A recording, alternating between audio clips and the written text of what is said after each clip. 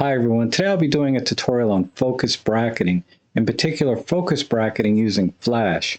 Now focus bracketing is the act of taking several shots. It could be 3 shots, it could be several hundred, but the idea is with each successive shot you move the focus point a little bit further back so that through the series of shots you have everything in focus.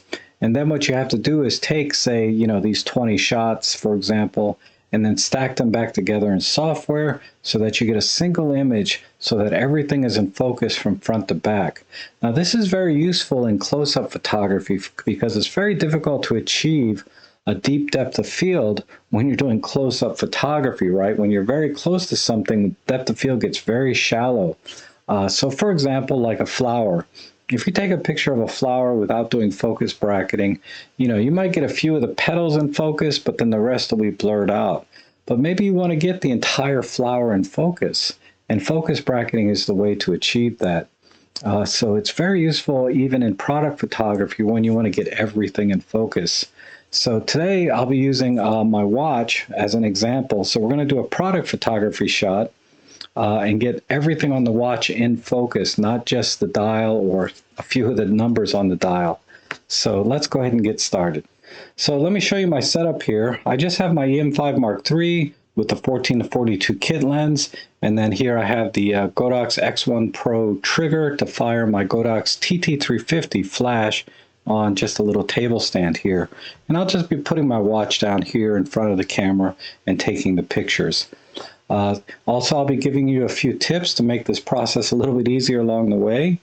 And then I'm also going to introduce some challenges that I'm going to run into and how I overcome them. Because there's several challenges working in a very small space here without a proper product photography light box and all of that stuff. But I think we'll still get a nice shot here. And then finally, I'll show you how to do this in Photoshop, where you stack all the images together and get the final image. Okay, now I've set up my watch here in front of the camera. And the first thing I'll do is I'm just going to go ahead and do a full reset so that we can all be on the same page. So now that I've done that, what I want to do first, let's just take a picture here in aperture priority mode, all default settings, and see how that looks. And if we look closely, the focus point was here front and center. You can see the numbers are in focus here, but if I go over here, you can see that the back of the bracelet, or I'm sorry, the back of the strap is out of focus very quickly because it's very shallow. So typical answer is just to raise your aperture. Let's go all the way to f/22. That's the maximum for this lens, and take a picture here. And if we look again, you can see that, now a lot more of the watch is in focus, but the wristband is still slightly out of focus, especially as we get towards the rear of the wristband. And my goal here with focus stacking is to get the entire watch in focus from front to back. So I know that I can't do it with just raising the aperture. And of course, when you raise your aperture that high, you're not going to get a sharpened image either because of diffraction. So let's go ahead and set the lens to f8, which is, kind of the sweet spot for most lenses. Now the other problem with this image is you can see that the black padding here is separated from the wood desk, and it's just not making for a very pleasant presentation of the watch. Now obviously I could move the black pad over so that it encompasses the entire watch, but this is one of the challenges I want to present to you and how we can overcome them without moving anything. That's because a lot of times when you're taking pictures outdoors in the real world, you can't move things. The flower might be amongst several other flowers, and you want to try to isolate that one flower by itself, or maybe the flower is near a brick wall. And again, you want to try to isolate the flower by itself. In this case, I'm going to try and isolate the watch away from the rest of the table. Now, before I start doing focus bracketing, I I want to see if I can isolate the watch away from the table so that we only get a picture of the watch and not like this black matting and wood desk and the background and all of that. And this is something you'd have to do in the real world. So for example, if you're taking a picture of a flower in a garden, but there's a brick wall behind it, how do you separate the flower from the brick wall that's right behind it? Or how do you separate the flower from maybe some other flowers or other bushes that might be around it? So that's what we're going to do next. So I'm going to show you how I approach that. Now, the way I like to separate the subject from the rest of the environment is using flash. And the principle is basically you underexpose the environment and then you use the flash to illuminate your subject. So a real life example might be you're taking a picture of a flower, maybe there's a brick wall behind it or other flowers around it. What you can do is underexpose the entire scene and then pop your flash only on the flower that you want to get a picture of. And that'll give you a black background with the flower front and center in the light. Now in this case, I'll be doing it with the watch, but let's go ahead and take a picture with the flash on. And as you can see, I have the flash set to minimum power because I'm in a very tight space and the flash is very close to the subject. So I'm going to start with minimum power and see the kind of shot I get. And again, the only thing I've changed here is that I'm at f8. And if we look at this picture, you can see that the watch is overexposed and the flash, is spreading light all over the place so that the table and everything is still in the shot. And then let's look at the settings here. We have 1/60th of a second, f8 at ISO 3200. So the first thing I'm going to do, and I don't want to change the f8 and the shutter speed, I really don't want to change either. But I have a lot of room to change on the ISO. So let's go ahead and do that. Because it was an auto ISO, it shows a very high ISO number. Let's just start with a base ISO of 200. And let's take another shot here. And when you look at this image, you can see we're almost there. The watch is exposed just about right. It's a little bit dark. And the background is still showing, though. You can still see the separation from the black pad and the wood desk. So what I'm going to do is put a snoot on the flash so that it narrows the beam of light to hit only the watch and not spread out over the rest of the environment. And this is a snoot I just made out of a can cooler. I just cut the bottom in half and now it's open. And this makes a great packing for your lenses and stuff in your bag. But I'm going to go ahead and put it on the flash like so. And now, as you can see, it's going to narrow that beam of light so it only hits the watch. And I'm going to do a couple test shots to position the flash to see how it looks. And we're not going to change anything else. I just want to get the position right. That should be about right. Okay, that looks pretty good. I'm pretty happy with that. And you can see the background is much, much darker now. And the wood desk is just barely visible. The only other thing I might do is maybe just lower the ISO a little bit. I can go one more notch down to ISO low. And let's take one more shot. And yeah, now everything is underexposed just enough that the background is completely blacked out. And if anything shows now, I can fix that in post very easily without a lot of work. But now the overall image is a little bit too dark, right? So I'm going to increase the flash power to, let's do 2 stops to 1/32, and do a test shot there. Yeah, that looks really good. Now, one other thing I'd like to do is if you look at the right side of the watch where the crown is, I'd like to add a little bit of reflective light onto that so we can see the casing and the rest of the wristband a little bit more clearly because it's a little bit too dark. So what I'm going to do is I just folded a piece of paper and I'm just going to put that as close as I can to the watch without it being in the frame itself. Like that would be in the frame. I'm going to move it back as close as I can without being in the frame. All right, that's good. Now let's take another shot here. Yeah, much better. Now I have good lighting on the right side, just enough, not too much, on the side of the casing, the crown, and all into the strap. So now we can see the full length of the strap in the shot. Now that I have the shot the way I want it to look, this is where I then set up the focus bracketing using flash. Now, focus bracketing mode on your Olympus camera actually operates using the electronic shutter or silent shutter. And you can actually use flash with your silent shutter on your OMD camera. Now, on the EM5 Mark III, when you use silent shutter, the flash sync speed drops down to 1/50th of a second instead of its normal 1/250th of a second. And if you have the EM10 Mark II or the EM5 Mark II, the sync speed is going to be like 1/20th of a second.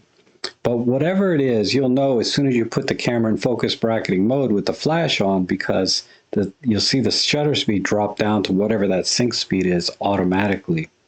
Now, the good news is shutter speed makes no difference when you're using flash photography. So the sync speed can be whatever it is. And when you're doing product shots or flowers or things like that that are not moving, you know, shutter speed can be whatever, right? Because we don't have to worry about motion blur. But that said, shutter speed will affect the ambient light. Now, I don't think that'll be a problem in this case, but if you start getting too much ambient light in the scene at shutter speeds of like 1/50th of a second or 1/20th of a second, your option would be probably to add an ND filter, but I won't need to do that today. So let's go ahead and turn on the focus bracketing, and I'm going to go into the menu, and it's in shooting menu number 2, and we go into bracketing.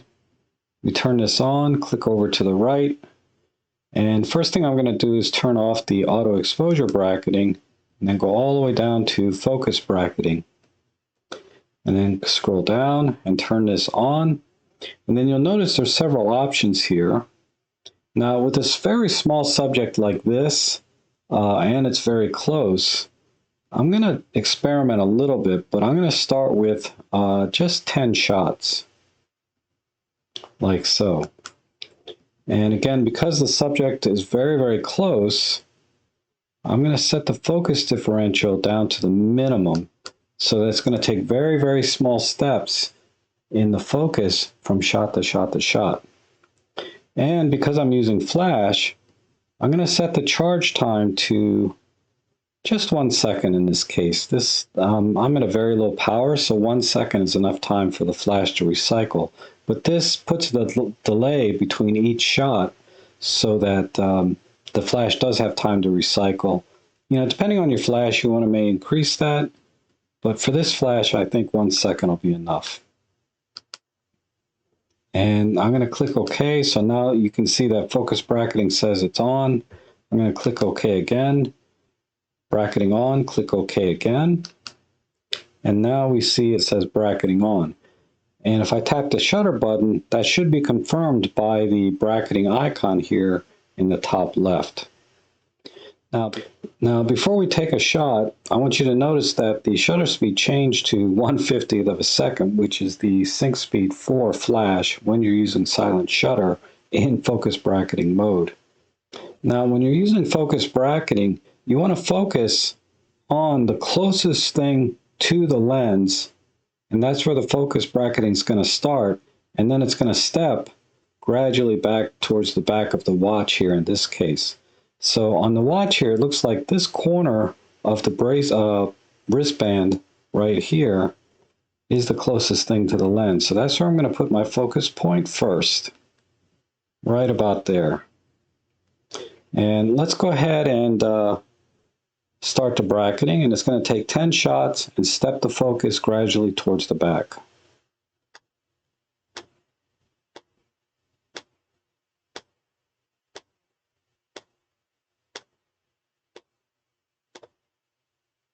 Okay, there's our 10 shots.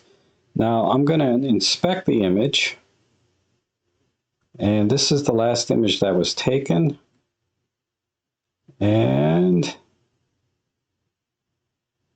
It looks like the top of the watch here is in focus when it wasn't before, but the very back is still slightly out of focus. And then let me go to the very first image. So I'm just going to go back just a few shots. And let's take a look. Yeah, the front is fine. It's perfectly in focus. So what I need to do is add additional shots so it continues the focus towards the back. So I'll go back into the bracketing menu and scroll down, go over, and let's increase this to 15 shots and see if that does it. Very good. Click OK. Click OK is on. Click OK on. Tap the shutter button, confirm we're in bracketing mode, and we'll start again at the front of the watch.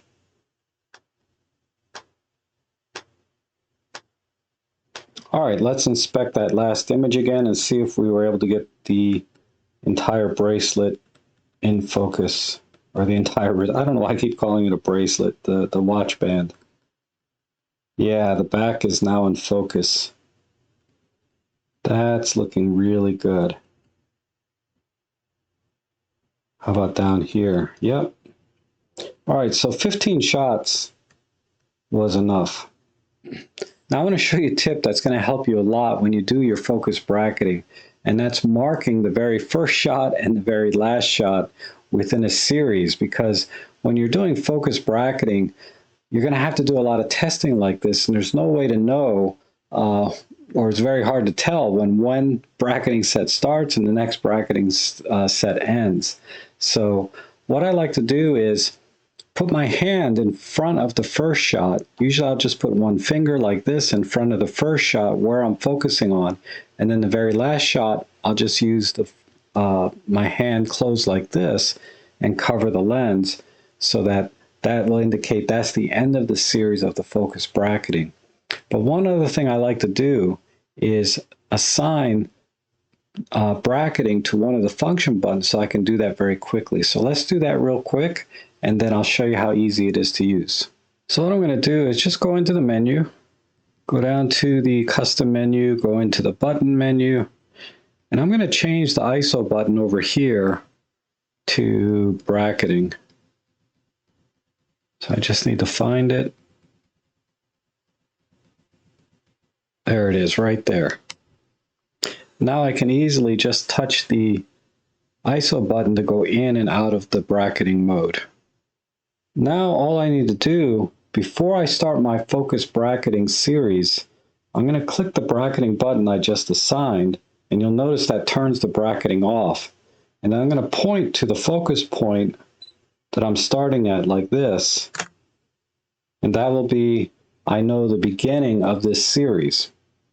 So let's go ahead and turn bracketing on by just pushing the bracketing button that I assigned, and then we can start our shots.